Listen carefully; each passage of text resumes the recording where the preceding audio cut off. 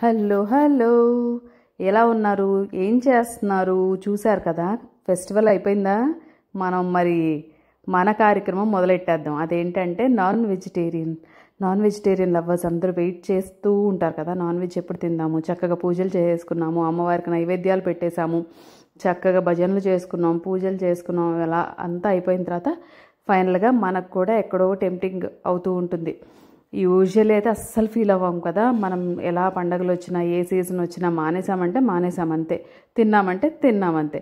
So festival అయిపోయింది కాబట్టి చక్కగా నేనైతే బ్రెయిన్ తోటి చిన్న ఫ్రై చేసేసాను చిన్నగా. ఇది పెద్ద కాంప్లెక్స్ ప్రాసెస్ ఏం కాదు, తొందరగా కుక్ అయిపోతుంది కాబట్టి కోడిగుడ్డు పొరుటు వేసుకున్నట్టు చక్కగా వేసేసుకొని ఉప్పు పసుపు వేసుకుంటాను.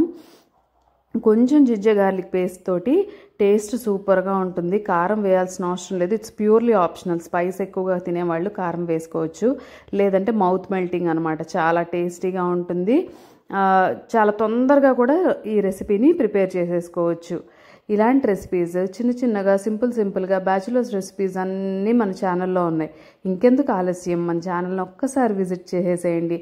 మన వీడియోస్ కనుక నచ్చినట్టయితే, మీకు హెల్ప్ అవుతాయి అనుకుంటే మర్చిపోకుండా తప్పకుండా లైక్ చేయండి, షేర్ చేయండి, సబ్స్క్రైబ్ చేసుకోండి.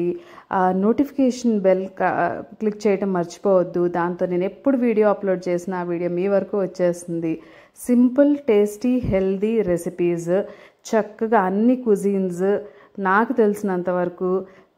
అలానే లంచ్ బాక్స్ సిరీస్లో ఇవన్నీ మన ఛానల్లో చక్కగా ఉన్నాయి.